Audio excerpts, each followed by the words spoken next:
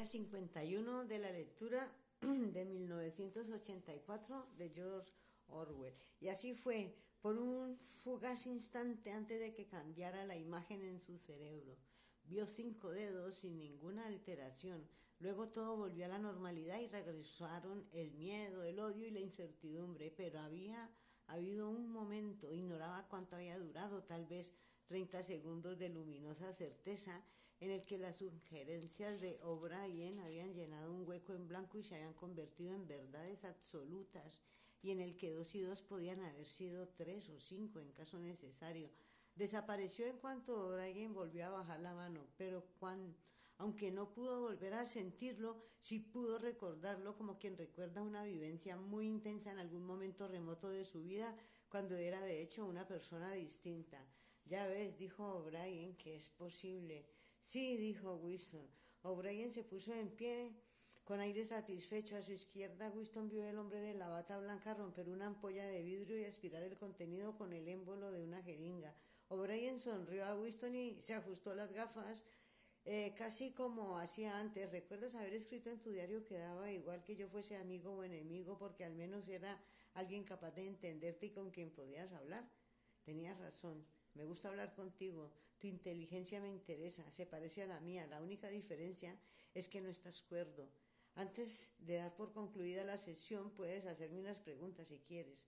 Las que quiera, cualquier cosa. Reparó en que Winston tenía la mirada fija en el indicador. Está apagado.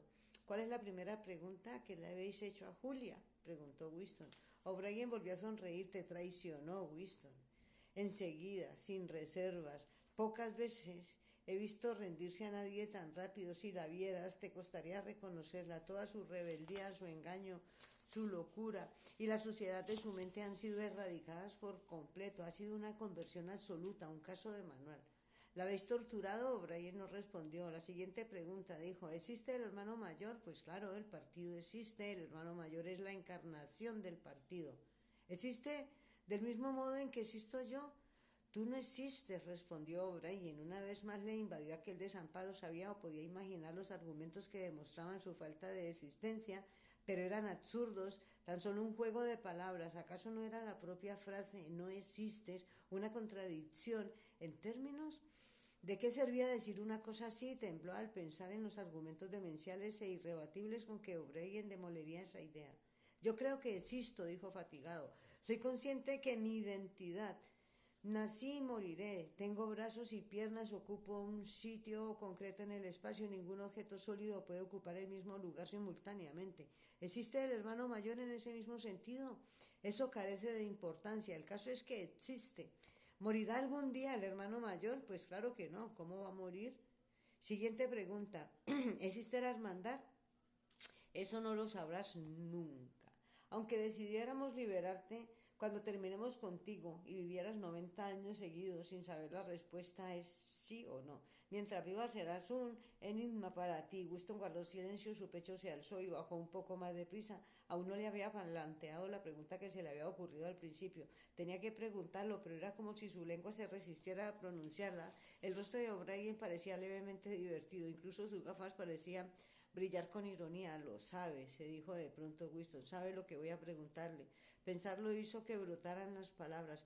¿Qué hay en la habitación 101? La expresión del rostro de O'Brien siguió imperturbable y respondió con sequedad. Lo sabes, Winston, todo el mundo sabe qué hay en la habitación 101.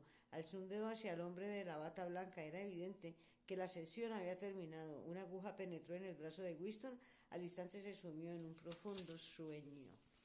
Luego capítulo 3 de la parte tercera del libro. Tu reintegración consta de 3 etapas, dijo O'Brien. La primera es la de aprendizaje, la segunda de comprensión y la tercera de aceptación. Ya es hora de que pases a la segunda. Como siempre, Winston estaba tumbado de espaldas. Aunque últimamente no le ataban tan fuerte, seguía sujeto a la camilla, pero podía mover un poco las rodillas, volver la cabeza de lado y doblar el codo. El indicador también le inspiraba cada vez menos miedo. O'Brien accionaba la palanca solo cuando demostraba estupidez y Winston podía esquivar los espasmos de dolor si era lo bastante listo. A veces pasaban una sesión entera sin utilizar el indicador. No recordaba cuántas sesiones llevaban. El proceso parecía extenderse de manera indefinida. Posiblemente durase ya varias semanas y los intervalos entre sesiones quizá fueran días o a veces 1 hora o 2 horas. Mientras yaces ahí, dijo O'Brien, has querido saber muchas veces e incluso me has preguntado por qué el Ministerio del Amor dedica tanto tiempo y se toma tantas molestias contigo. Y cuando eras libre te extrañaba esencialmente lo mismo. Entendías la mecánica de la sociedad en que vivías, pero no los motivos subyacentes. ¿Recuerdas haber escrito en tu diario entiendo cómo, no entiendo por qué? Cuando pensaste en el por qué dudaste de tu propia cordura. ¿Has leído el libro de Goldstein o al menos parte de él? ¿Acaso te ha enseñado algo que no supieras? ¿Lo has leído?, preguntó Winston. Lo escribí yo, es decir, colaboré en su redacción. Ya sabes que ningún libro se produce individualmente.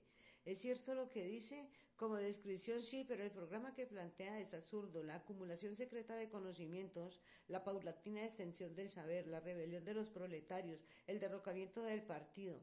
¿Imaginas qué sería eso lo que iba a decir? Un puro sinsentido. Los proletarios no se rebelarán ni en 1 millar ni en 1 millón de años. No pueden. No hace falta que te explique el motivo, ya lo sabes. Si alguna vez has abrigado el sueño de una insurrección violenta, puedes descartarlo. No hay forma de derrocar al partido. El gobierno del partido es eterno. Todos tus pensamientos deben partir de ahí. Se acercó a la camilla.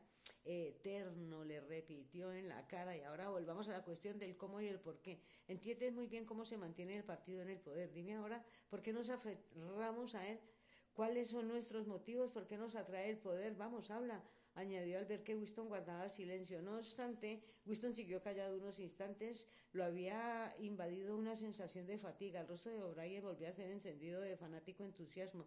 Supo de antemano lo que diría O'Brien, que el partido no ambiciona el poder para sus propios fines, sino por el bien de la mayoría, que si aspiraba al poder era porque los hombres de la masa eran criaturas frágiles y cobardes, incapaces de soportar la libertad o de enfrentarse a la verdad, por lo que debían ser dominados y engañados de forma sistemática por otros más fuertes que ellos, que la humanidad tenía que elegir entre la libertad y la felicidad, y que la mayoría prefería la felicidad, que el partido era el eterno protector de los débiles, una secta consagrada a causar el mal para producir el bien, aun a costa de su propia felicidad. Lo terrible, pensó Winston, era que cuando O'Brien decía todo aquello lo creía a pies juntillas.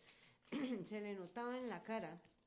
O'Brien lo sabía todo, sabía 1000 veces mejor que Winston cómo era el mundo, en realidad la degradación en que vivían sumidas las masas y mediante qué mentiras y barbaridades el partido les mantenía en ese estado.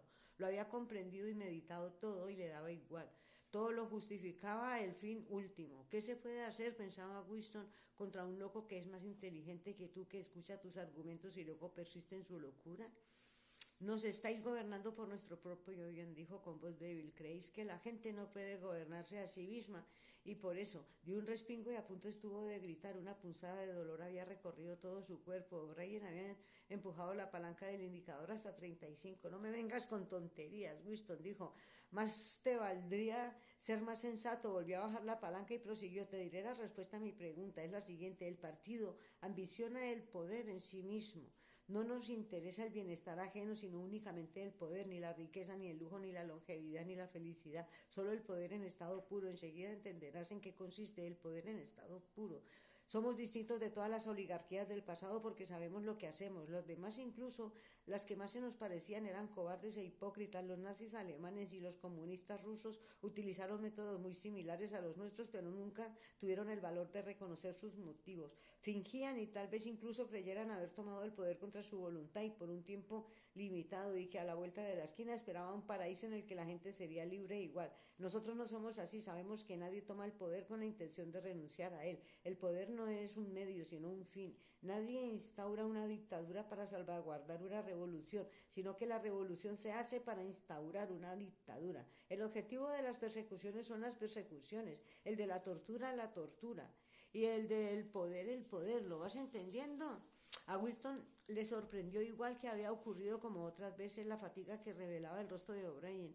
Era fuerte, carnal y despiadado, desbordaba inteligencia y una especie de pasión controlada ante la que él se sentía inerme, pero estaba cansado.